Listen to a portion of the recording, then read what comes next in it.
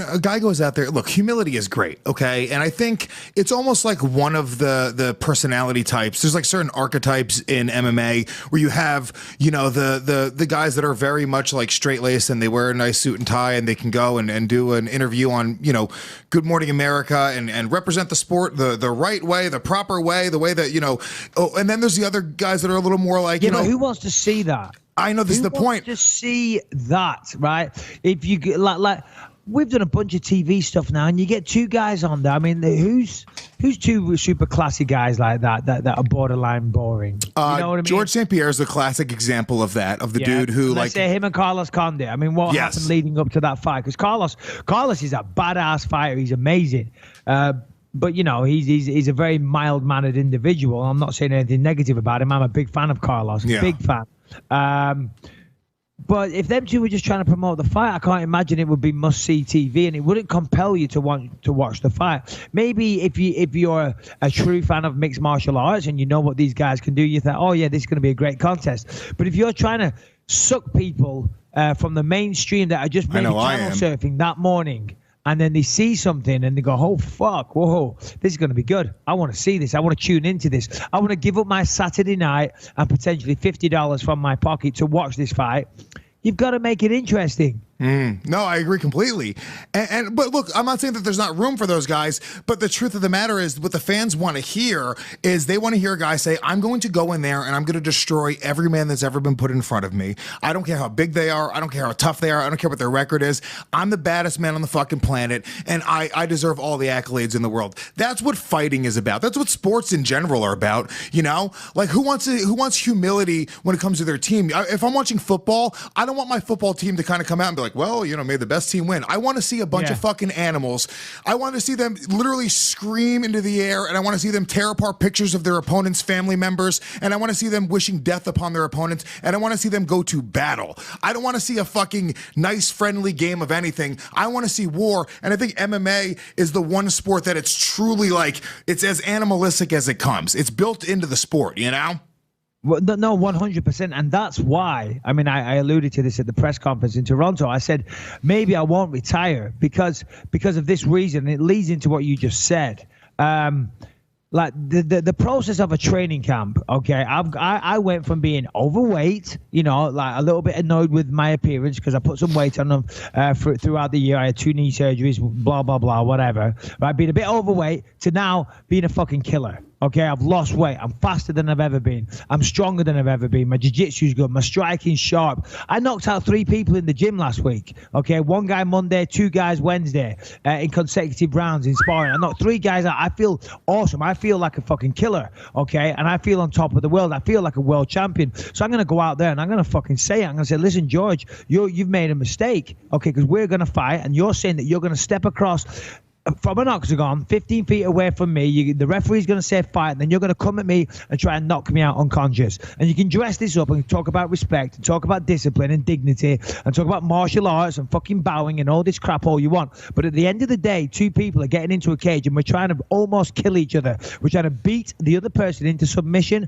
or unconsciousness. Okay, so you can talk about respect all you fucking want, but that respect is out the fucking window until we fight. You know what I'm saying? Oh, yeah. Oh, yeah. And look, here's the thing. Let me not get it twisted because people think that I kiss your ass all the time on the show. I'm a huge George St. Pierre fan. I wish George St. Pierre was not coming back to fight you because then I could root. And, excuse me. I don't think there's anybody else in the world that George St. Pierre would be coming back to fight that I wouldn't be rooting for GSP. I'm like, he was my fucking dude. By the way, dude, I found an old podcast. I used to do a show called Hammer Fisting, and it's still around on the network. But I found an old one where it was right after you fought Chael, and I gotta listen to it. I gotta get the actual audio from it because I was such a Chael Sonnen fan, and I'm sure you told me about this. I'm sure I talked shit about you on this podcast. Yeah, no, it's fine. Don't worry about it. Yeah, so but that goes into everyone saying that you're biased or whatever. But listen, I'm the biggest GSP fan. I used to say all the time that GSP is the consummate professional, and if you're a young, aspiring martial artist, then George St. Pierre is the person to model your career on. Always striving to get better. Very, very cerebral approach. Approaches the game professionally. Trains all areas. Always getting better. Not partying. Looking for new training methods. Safe training methods. I'm a big fan of George. Really am. But not until November 5th now. Yeah.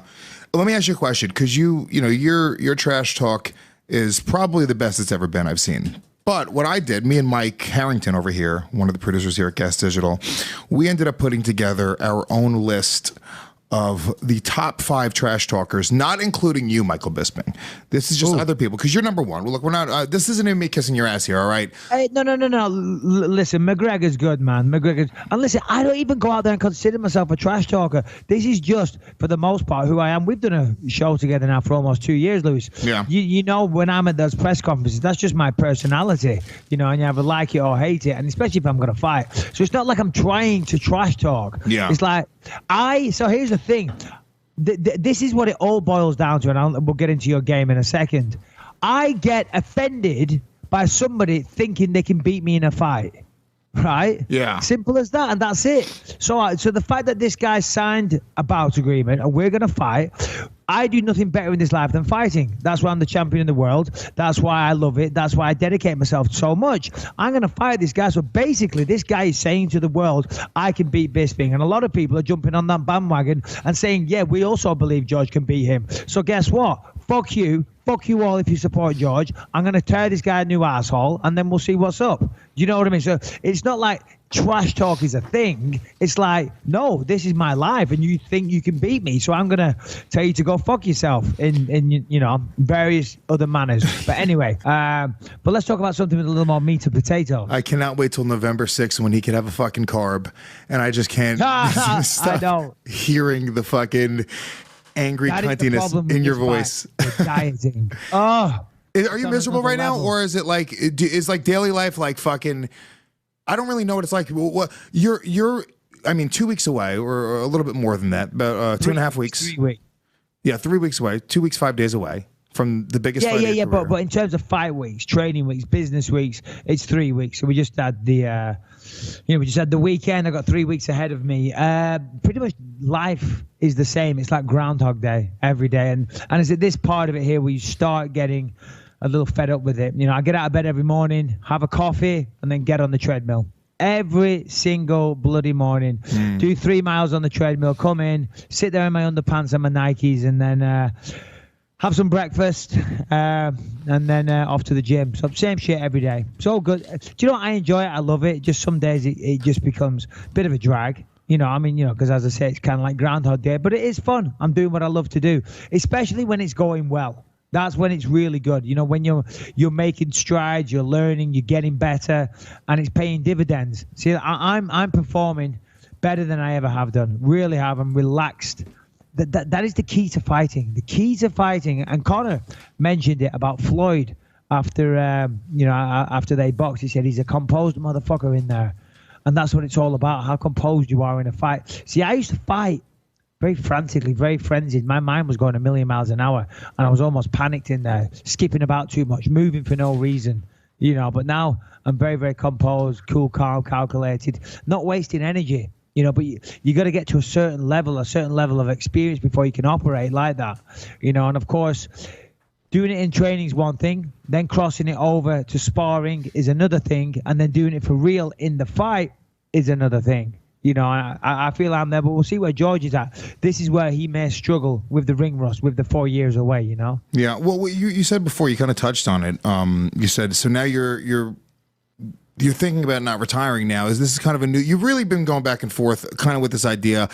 You've talked about, you're very open about it. That's the cool thing. It's not like you're not trolling anybody. Week to week, it's not like you're coming out and going like, oh, well, I just want to make some more news this week. I think what's happening is, and correct me if I'm wrong, you kind of wear your heart on your sleeve. We have these conversations, and then one day you kind of feel like, hey, dude, I might retire. Then the next day you're going like, I don't know.